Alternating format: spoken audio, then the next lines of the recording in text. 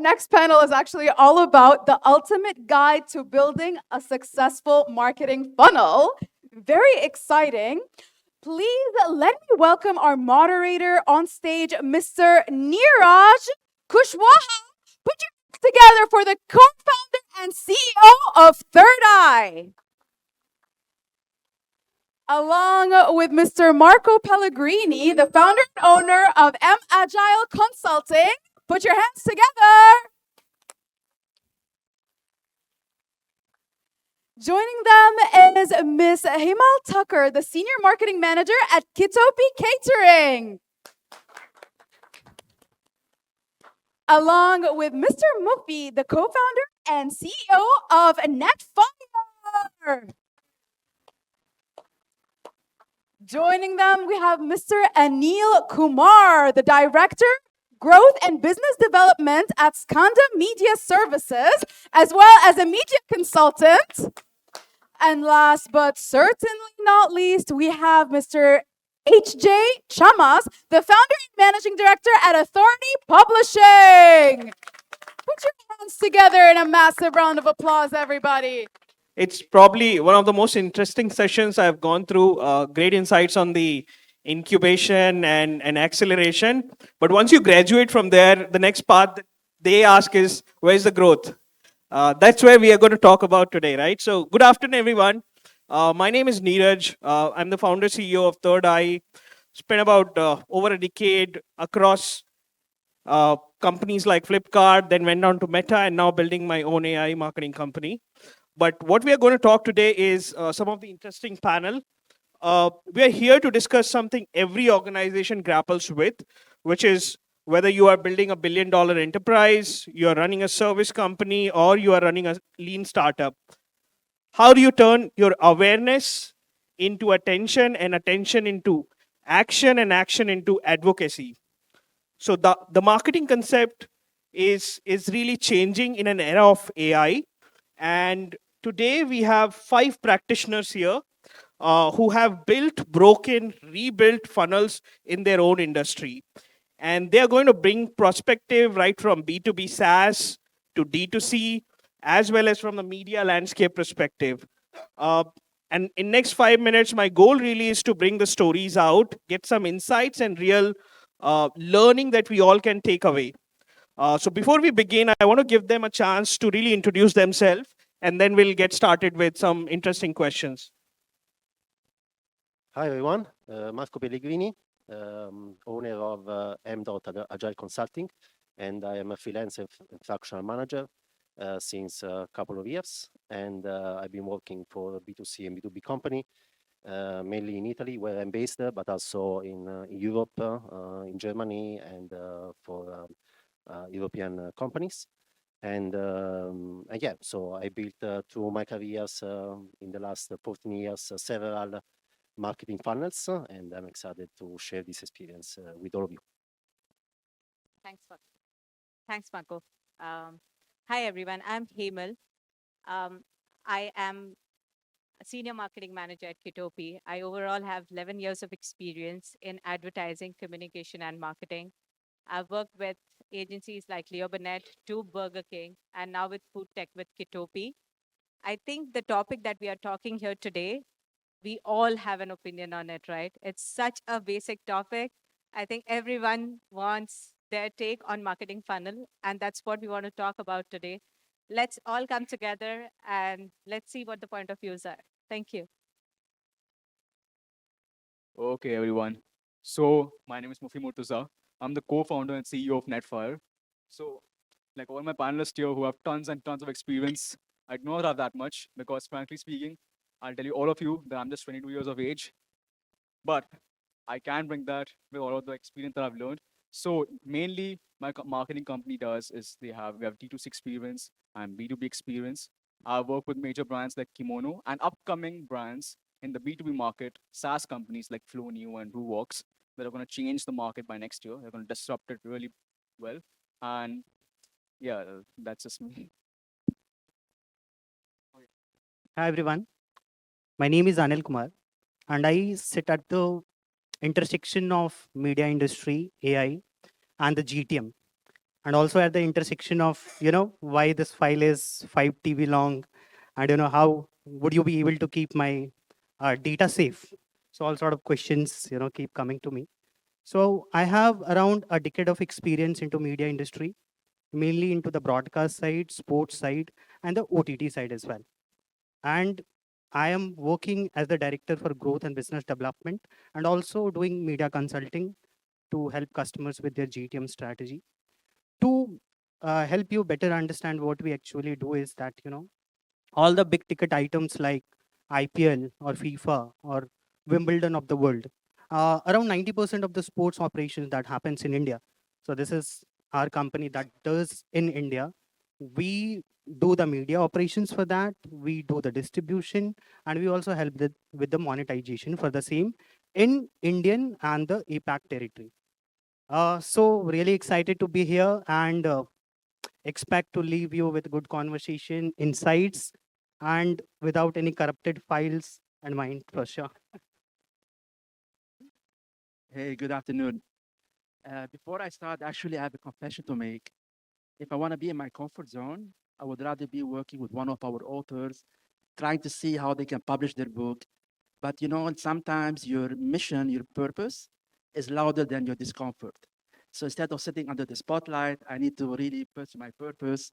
And my name is Ajay Chamas. So what I do basically is very targeted. I help coaches, consultants, experts monetize their services by building authority and publishing their books.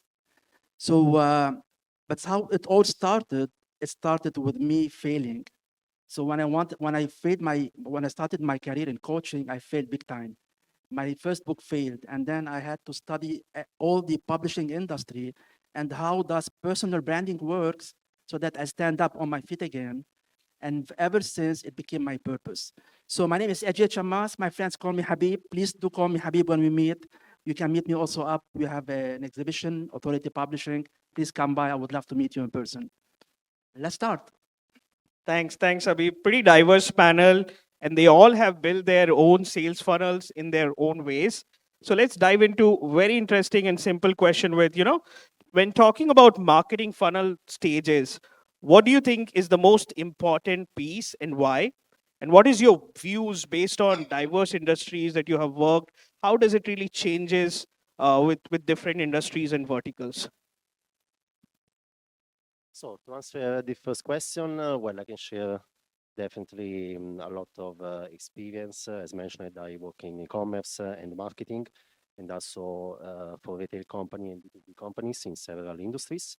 And I believe to answer the question really depends.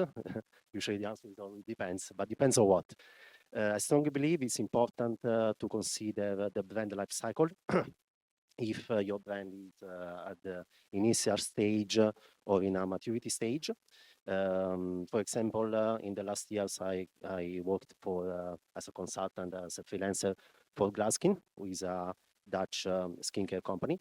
And in this occasion, let's say we completely have done a brand repositioning from a classical skincare company to a more medical devices skincare company. And we really work a lot on brand awareness because this was the objective, really the brand repositioning, building a new brand. So it was an important stage in the company and for the brand where you need to build awareness. And we invested a lot, millions hours on television to do that. Another occasion at Procter & Gamble, actually my last employee experience when working at Pampers was more about building more touch with the customer at the end of the funnel. So more the conversion, advocacy, also mainly with a mobile app. So for Pampers brand was really important to build really this pinnacle of the brand structure. So you know that the brand has several steps from the prominence to the pinnacle, what we call a resonance of the brand, and that was the occasion. So I really believe it really depends on the brand life cycle. Thanks, Marco. Um, I belong to the food industry, and in food, you're making your decision in minutes, in seconds. So we get a very small window with a customer through the entire funnel, right? And one of the key aspect that I want to focus on is don't think about it as a department matrix. Don't let marketing only own awareness. Don't let your operations only own the delivery. What's important is you need to have the information and the ownership flow seamlessly across the board. So, as a leader in any company, talk about our customer rather than my matrix, and you will see that the funnel is working very seamless. Okay. Neeraj, wanna repeat on the question? Repeat the question. The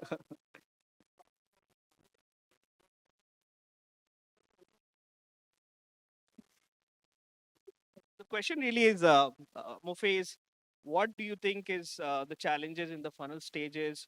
What do you think are the most important aspects of the funnel and why? Based on different industries and verticals you might have worked in. Okay. So I'll talk about an e-commerce funnel that I have personally made for a client that I worked with. So now when I started with that client had nothing. The funnel was completely messed up. I'm talking about an e-commerce brand over here. So the problem was that the founder himself was trying to do it, and what he thought was the product is important, yeah. And he had invested heavily in the product, and the product was amazing. But there were certain things around it that were making the funnel fail. Now, but what I say about that is, let's say the product is okay. It's a weightlifting belt. Okay.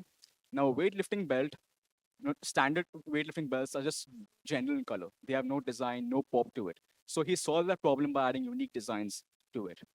The pricing was perfect, the market was competitive, everything was perfect. But where he was lacking was with the ads itself.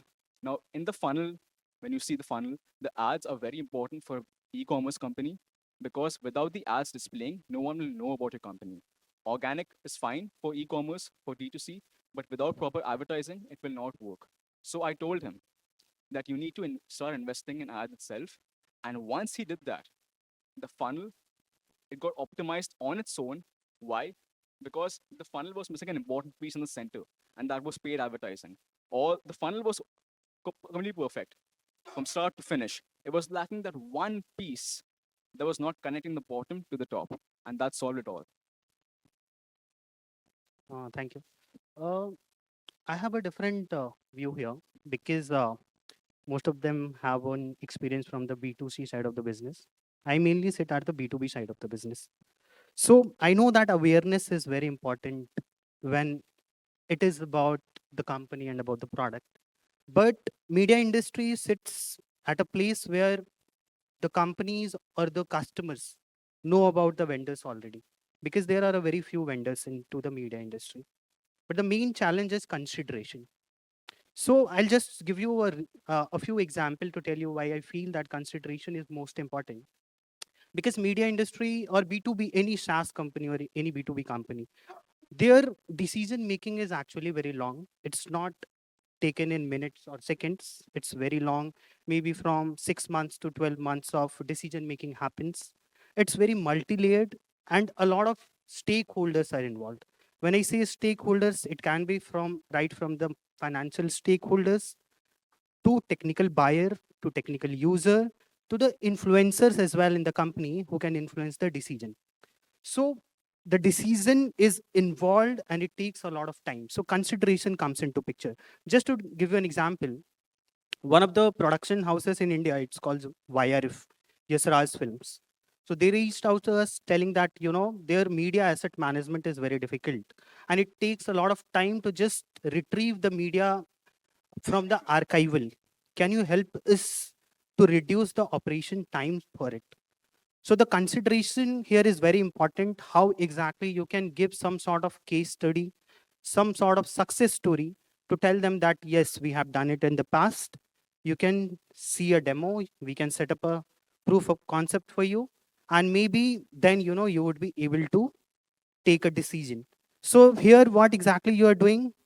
Let's take it step by step. If you're talking to the financial decision maker, you can tell them that we would be able to reduce your cost to a certain level that maybe X percentage, Y percentage.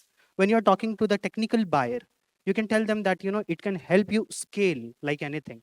When you're talking to a, other decision makers like procurement head or operations head, you can tell them that, we can reduce your efficiency, we can enhance your efficiency by 20%, 30%.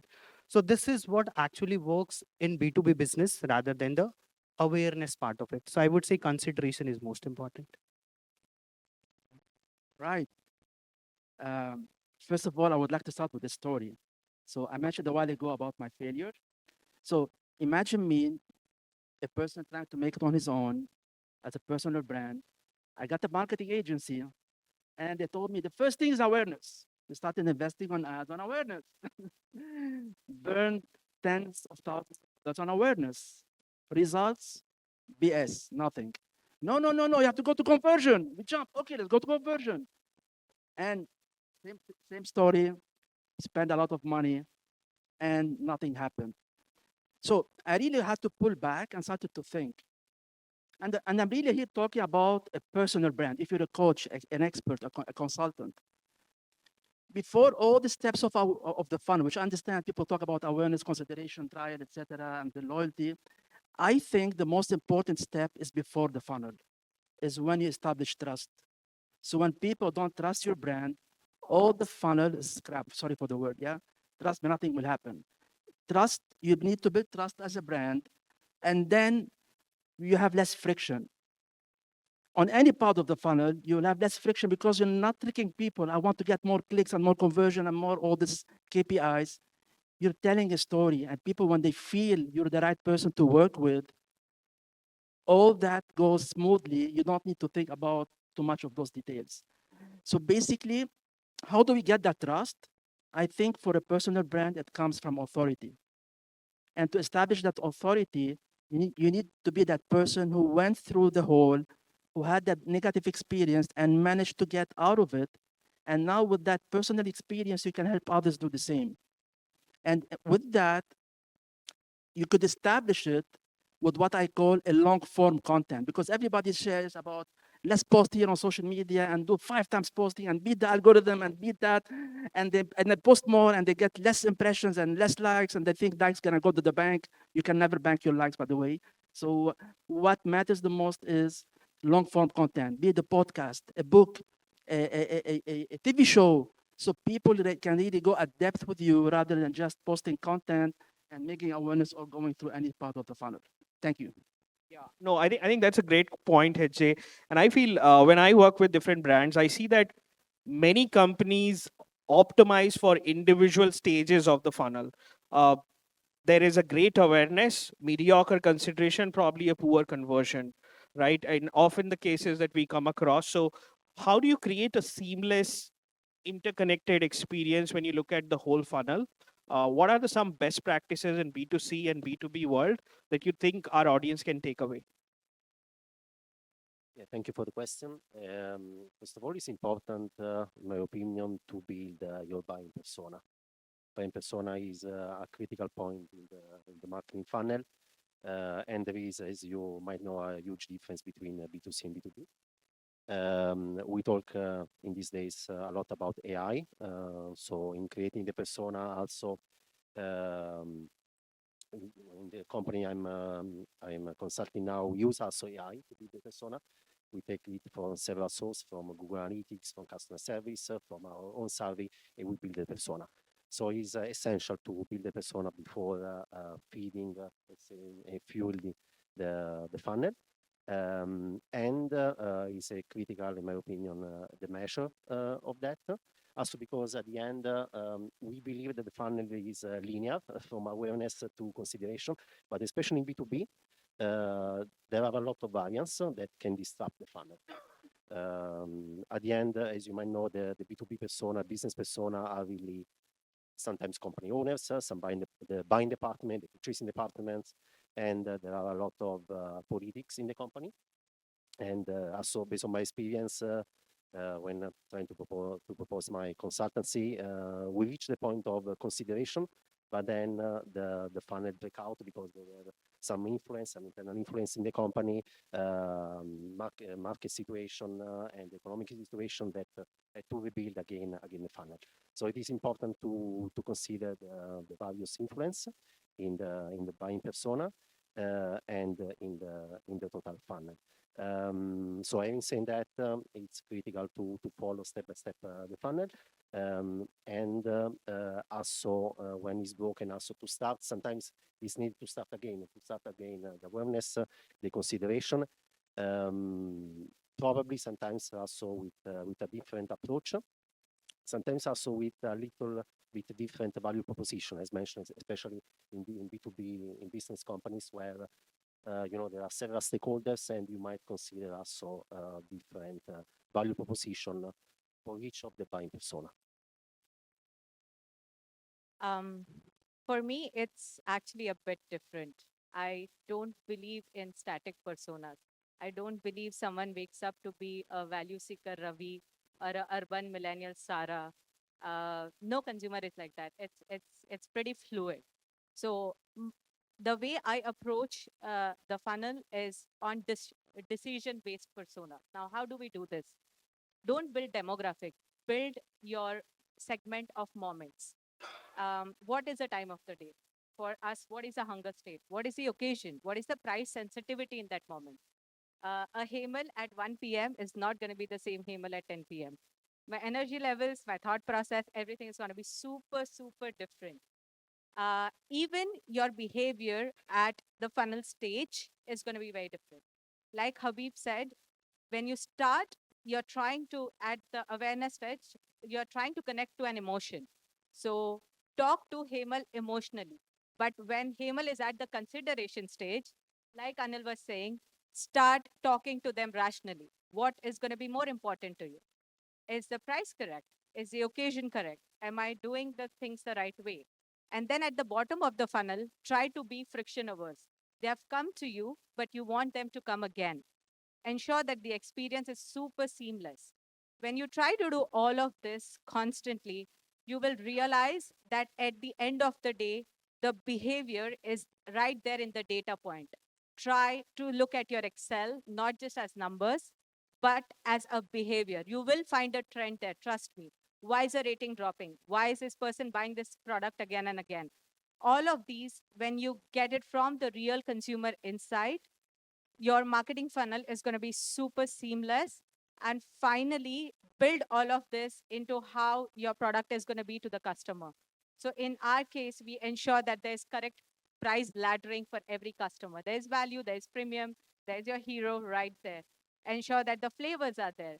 Ensure that there is something for occasion and something for someone else. So instead of marketing yourself to a persona, market it to the same person, but in different moments. And you will see your frequency increasing, your repeat orders increasing, and your cost per acquisition just lowering right there.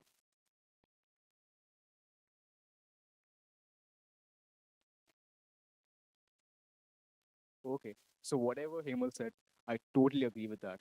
Like, the timing, all those things really add up. Now, there's another thing that she didn't say, which I like to add further, is the location. Location matters a lot. Now, when you have a brand that's operating on a global scale or on a country scale, location will make the game very different, especially when it comes to B2C marketing. Now, for example, there is a let's just take India for example as a country. It is a very big country, and wherever you go, depending on which state you are in, the market responds very differently.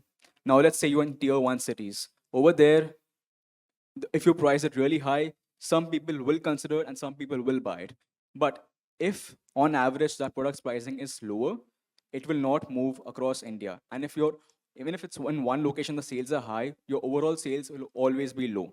So that is something you have to think about. So now let's say location data will matter a lot. Now your marketing team, or if you're marketing yourself, you cannot specifically rely on locations, just one location here, one location there. You will take it on an average. So then you have to study that data as well. See which location works well for you. Okay. Now that location that's responding, study that location's data. Why is this moving there? Why is this thing moving there? And why are people buying this again and again? And why just that audience and why not some other audience when the product is for everyone? It's for the masses. Why is just this one location or one state that's moving around? So studying that location data is very important. I'm just adding to what Hemal is saying over here because she has almost covered whatever I wanted to say. Because yeah, I mean she has D2C experience, I have a lot of D2C experience. So I'm just adding more to what she's saying. Oh yeah, just one more thing. And yeah, please, when you're doing this, always just separate out with tier one, tier two, tier three cities. The bigger the country, the more segregation there is, and then the data should be segregated accordingly as well. The smaller the country or the region or a continent, then segregation is important as well, like just depending on the size of the region. I think Hemal has answered it really well, but I will talk from my industry perspective. So, what I usually do is that I take a narrow down approach. So, when I say narrow down approach, first I try to figure out who is the customer whom I am selling to. Is it a customer based in APAC? Is it a customer based in North America? Or is it a customer based in EMEA region? So, when is it when it's about APAC customer, what I do that, my narrative is around pricing, because the APAC region being a price sensitive market, if we keep on talking about the value proposition, but we don't talk about how we are going to bring down their cost, then it doesn't work in the APAC market. But when we go to the North America market, our proposition is altogether different, is value proposition. That what value we are bringing to the table, and price comes at the end. And EMEA region sits somewhere in between APAC market and North America market. That is the very first fundamental thing that we do. Narrowing it down, we never go for demographics and all, because again it's a multi-layered, multi-stakeholder kind of a scenario. Now it depends that whom we are actually reaching out to. If we are reaching out to the CFOs or the CEOs of the company, what we try to do is we bring to them the ROI calculation, or we try to bring the cost benefit analysis, that if you come to us, what is it that is going to benefit you. We try, if we go to the CTO, then we talk about the scalability and how actually it is going to make their workflow more efficient. Same with the procurement head and operation head. So that is where it changes. Now at the end, coming to the bottom of the funnel, and or also in the middle of the funnel, what we do, to validate whatever we are saying, we try to bring some sort of case studies, some sort of the success stories. Just to give an example, that we had closed NBC Universal while I was working with my previous company in North America, and it actually became very easy for us to sell in APAC market after that, because we use that story like anything in India. Also, Warner Brothers Discovery, when we closed, it became very easy for us to close in India and get more customers, because we use that success story to tell them how actually we reduced the cost, how actually made the process easier. So for us, it's always about providing the proof of what you're doing, and not just gaining their trust in 1 second, because it doesn't happen like that. So yeah.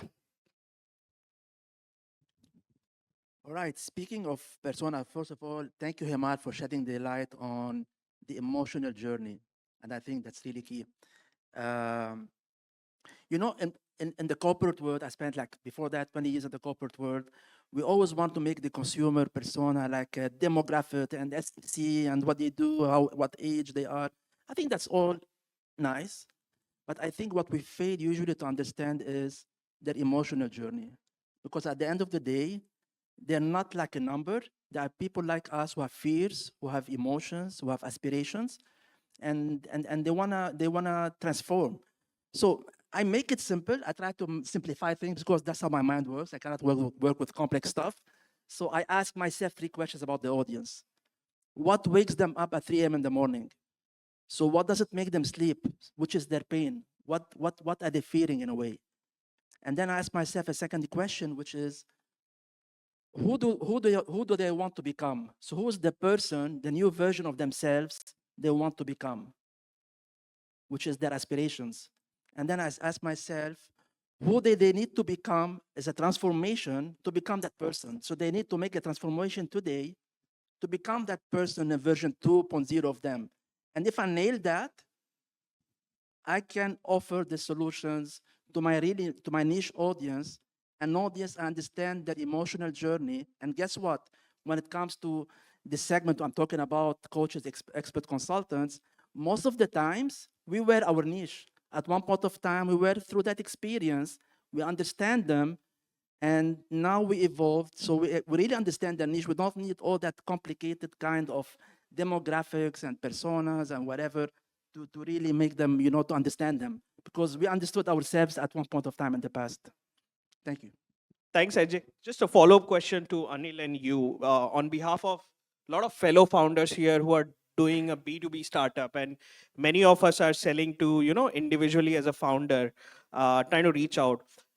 What advice you want to give them to navigate the complexity of, the bigger organization to deal with, reaching out right from, CMO to CXO to finance to navigate to really get the first POC done? What should they do to build that awareness, trust, consideration, conversion? Since both of you are kind of helping the brands to do that part, would love your insight there. Sure. Okay, from my perspective, it's always important to be ready with a narrative which is very specific to specific people. Your content can never be generic in B2B industry. It might work in B2C industry, but it never works, and actually it doesn't work in B2C as well, but definitely it will not work in B2B industry. Several examples to give so that it can make it easier for you to comprehend. So very first example, when you are reaching out to, let's say, it's a whole new company altogether, whole new territory altogether.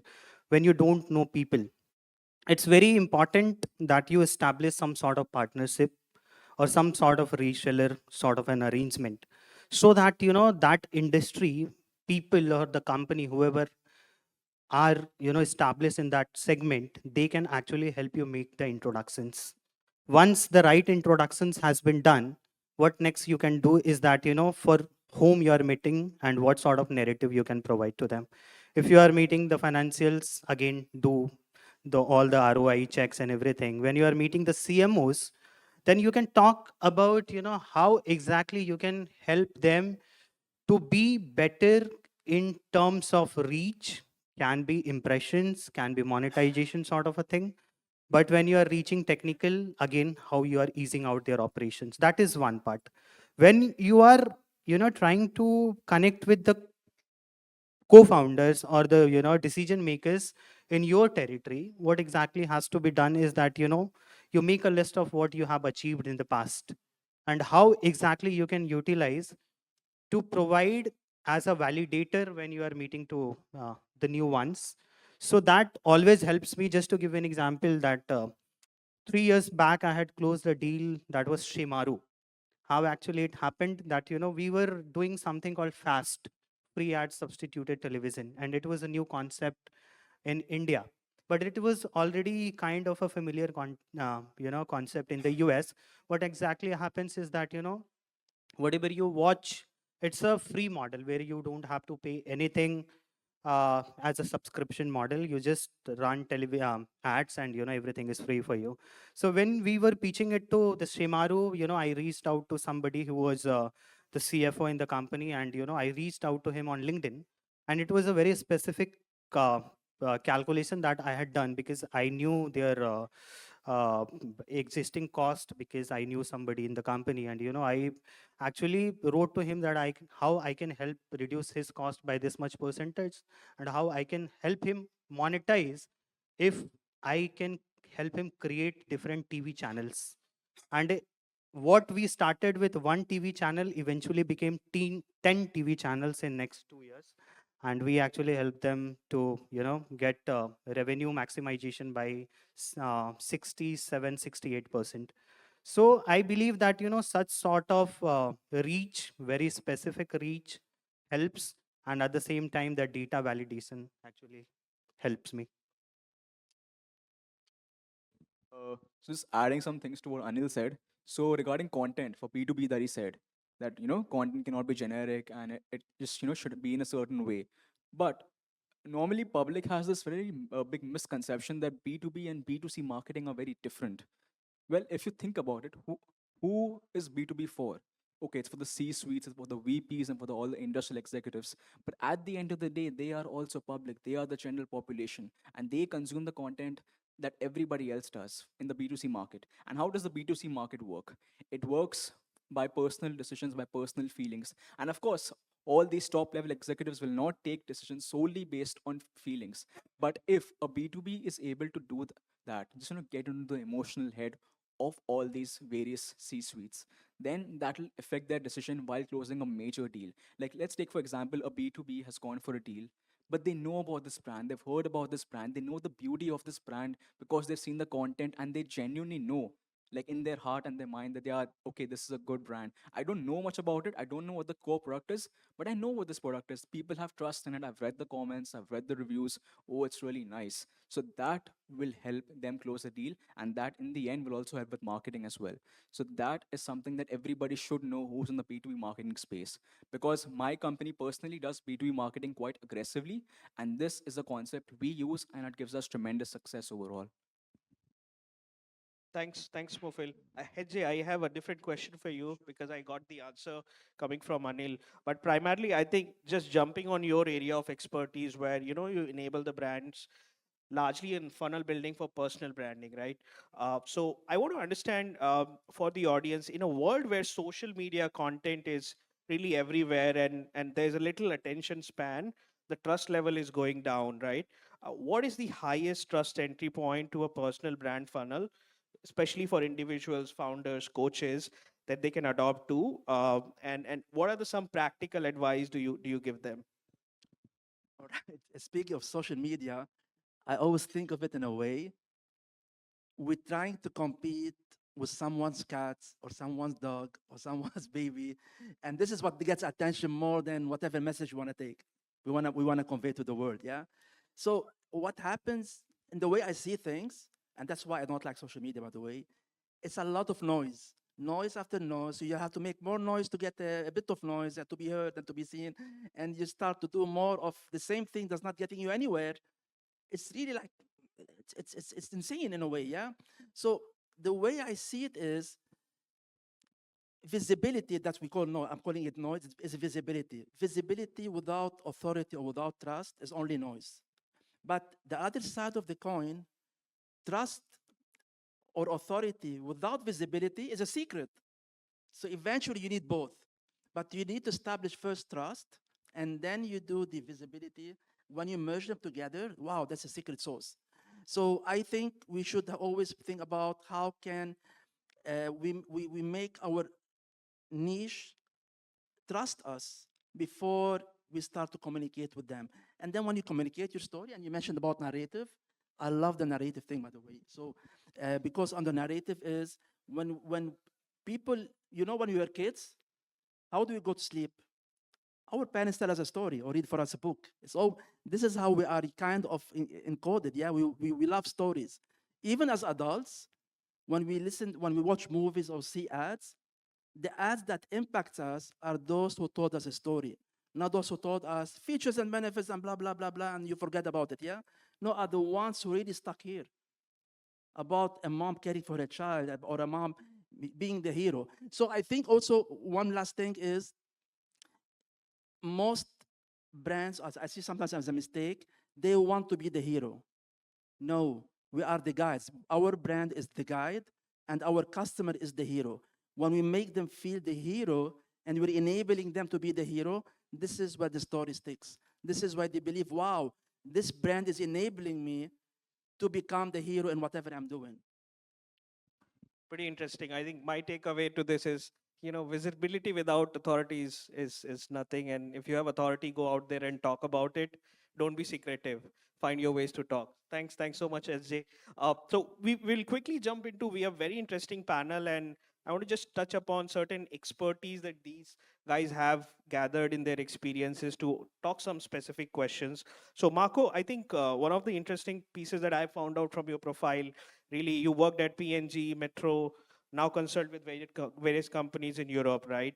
Uh, Especially in European market, when somebody wanted to enter, what have you seen that really works in the market to build the awareness?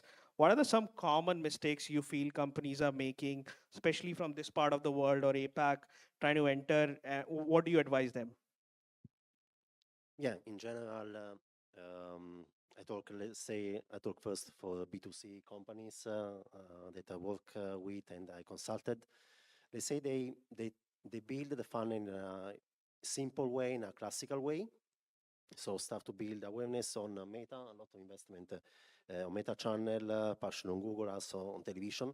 But I believe the biggest leak is on the between the consideration and the conversion part. What I see also inside the companies is that they try to spend less as well on creativities, on creative assets. So they tend to use more or less the same creativities all over the funnel, just changing somehow the call to action, maybe a little bit the visual, but at the end, more or less is the same creative. Of course, the brand is the brand, so we should not forget the brand values and the brand core visuals. Maybe you can add something later. I believe they need more courage to change more creativity and more approach and the value proposition. Sometimes, indeed, the value proposition at the bottom of the funnel. I see a lot of leakage at the bottom of the funnel when the consumer try to reach, of course, the consideration and then are lost without converting.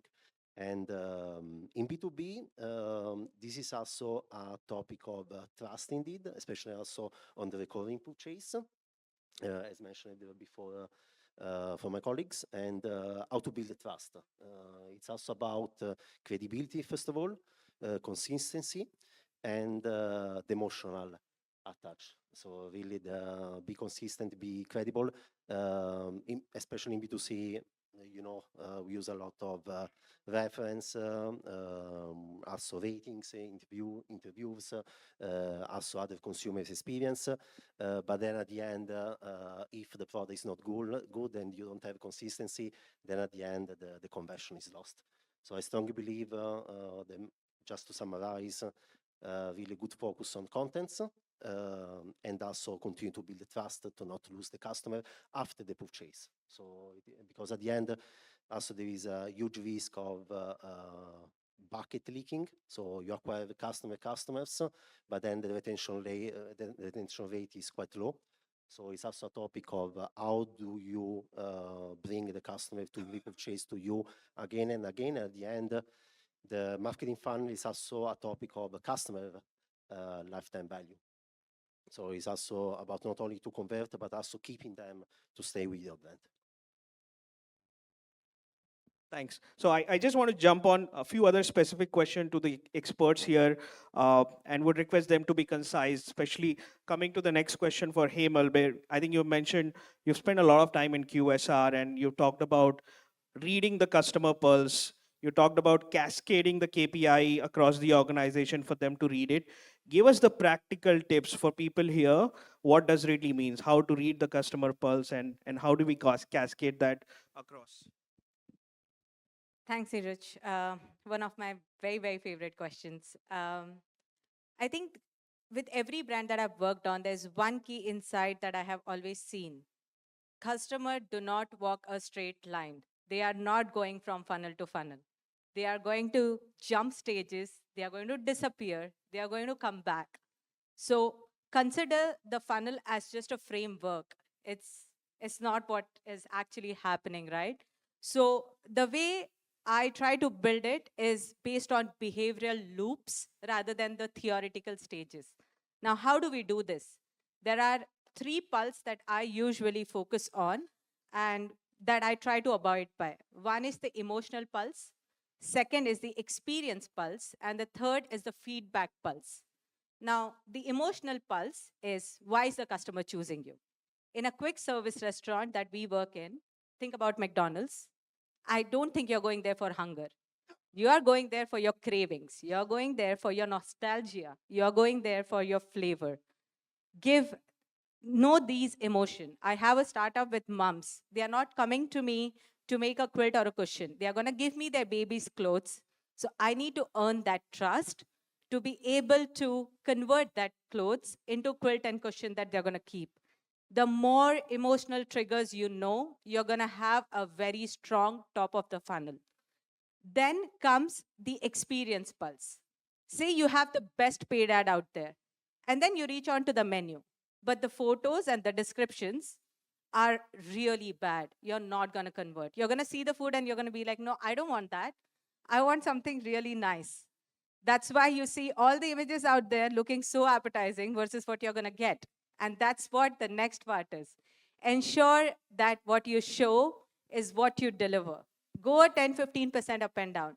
But your packaging and your delivery experience needs to be exactly at the same point.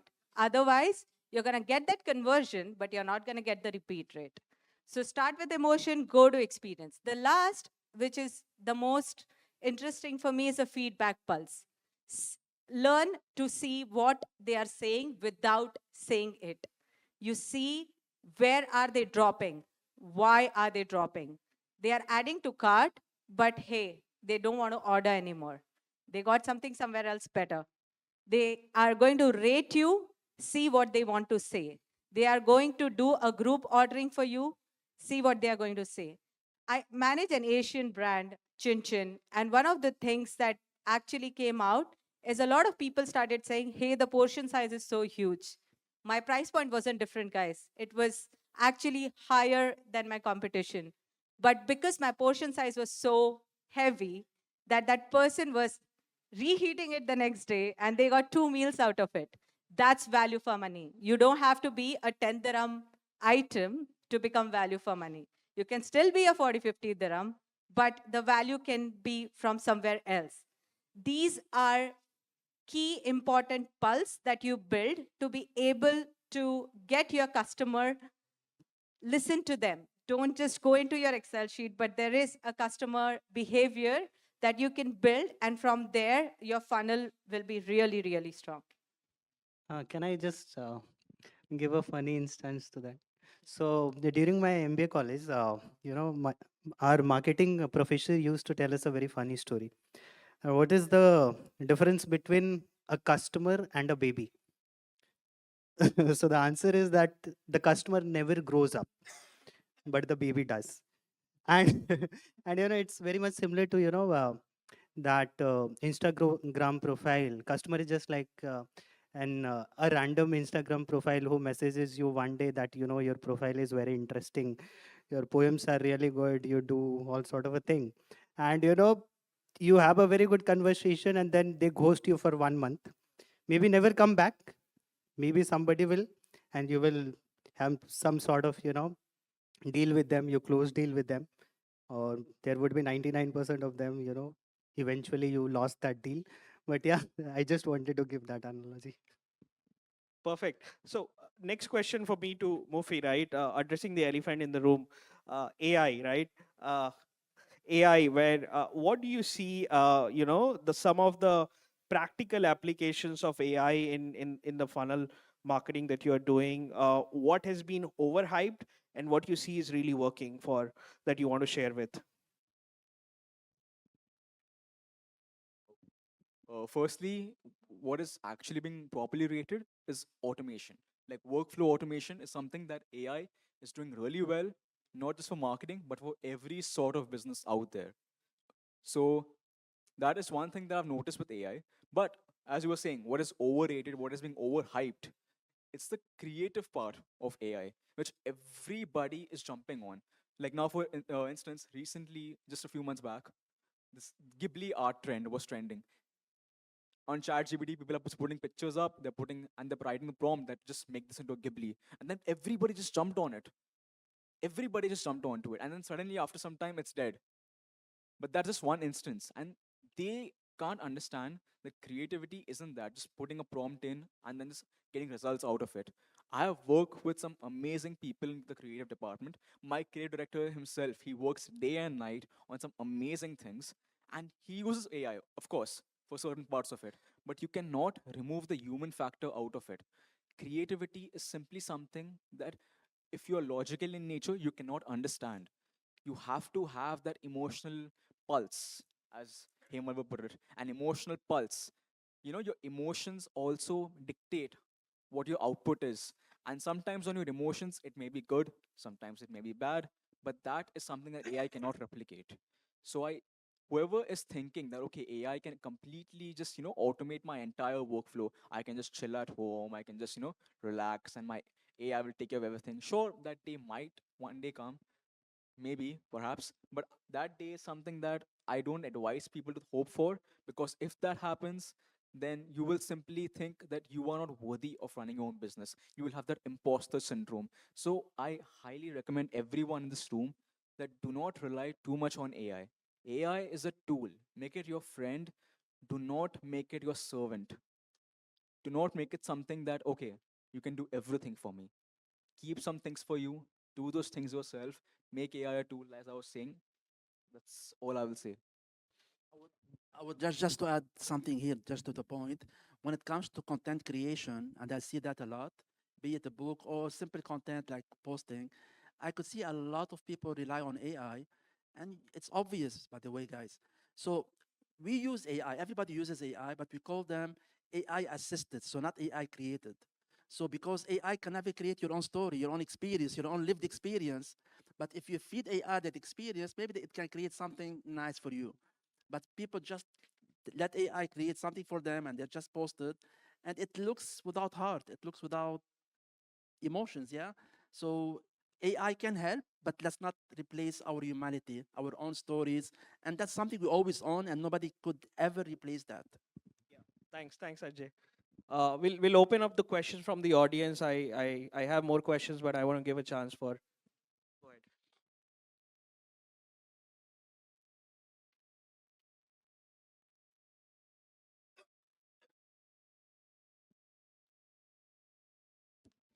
Good afternoon, everyone. I hope you're having a good day already. My name is Abhishek Dev. I'm the co-founder of Logical Software Solutions. And first of all, thank you so much for sharing this important information all about building a successful marketing funnel. What I want to know, maybe from each one of you, and maybe you might be having a separate list altogether, but what are the typical don'ts that one must consider before planning? What are the typical don'ts that we should consider in our entire marketing funnel planning? Yeah. They don't, based on my experience, that I always try to consult companies it is first of all, don't forget the numbers and the KPIs, so the conversion between each stage of the funnel, even if the funnel is not perfect, and as we mentioned, even if the funnel is not linear, at the end you need to measure the conversion anyway, and also how good is your brand awareness. Even if you do a little brand awareness, at least try to consider what are the visits on your website, what the customer is saying, and so on. And don't under-evaluate the retention rate, because you might acquire a lot of customers, you might have a great customer acquisition, but then the value of the retention lost can be really painful. I think there are two don'ts for me that I try to follow whenever I'm looking at a funnel. The first is, don't just believe or make your decisions basis Excel. There needs to be a big balance between the data and the actual customer behavior. There is a lot. This is where AI has not cracked it, right? The human behavior that today that you would be able to sense from even your expressions today, AI is not getting there. So this balance is where humans currently have an edge. Let's keep that edge, guys. That's the first part. The second is, don't build your funnel in silos. Um, your operations team has a lot more information that you can actually utilize in marketing. Your chef has a lot more experience on what product can be made fresh, great tasting, and right for your customer. Speak to everyone. Your finance team can actually control you on where you are actually having a leakage. no one team in your funnel is right or wrong. It's always good to take that information in. You can filter out what you don't want to use, but don't at least build your funnel in silos. My biggest don't, and this is a big don't, please, none of you all do this. Do not step into any funnel or do not entertain anyone who will promise you get rich results, quick results. I can do marketing for this with this much results. Please avoid those kind of people. Avoid those kinds of funnels if you see them anywhere. That will ruin you. Like as AJ mentioned in the beginning, he spent thousands of dollars or whatever dollars or whatever it was. Please avoid that. Any kind of funnel or anyone who's trying that, okay, this funnel will work for your business. Give me 45 days and you will have this. Avoid that. That is my biggest don't for any of the founder or, you know, C-suite executive out there. We have any other question? I think we have answered that question. If anyone else have the question, Thank you so much. anyone else from the audience? While somebody might have another question, just a quick one. Don't be generic, be specific. Generic will not lead you anywhere. But when you are specific to, specific people, it leads you to get what you want. Another thing is, don't try to sell in B2B context. Try to educate or empower them. When you educate or empower the client, they will eventually come to you and it will definitely help you sell. When you go for selling, it doesn't work. So Hedge, you want to sum it up with final thoughts? Yeah, final thought, and maybe it's a bit of an answer to your. Sorry. Yeah, I'm you had a so question, sorry. We don't have time for another question. Yeah, I think we'll take up the questions after this section. Okay, but you so can just- so I think two things as a wrap up and to answer also your question. Don't let it be about you. Let it be about them. People want to be heard, seen, and understood. If you make them feel heard, seen, and understood, you win their hearts. Number one. Number two, don't try to be the hero. You're always the guide. Always think of movies. You have the hero goes through shit and whatever, and there comes a guide. An old guy have some of the experience, and this guy helps the hero to overcome the problem. You want to be the guide, and they are the hero. If you have this relationship with your clients, you win them for life. Oh, I love that. he has some interesting quotes. That was very, very insightful. Let them be the hero. I love that. Thank you so Thank much, you everyone. so much. Everyone, please put your hands in a very massive, well-deserved round of applause.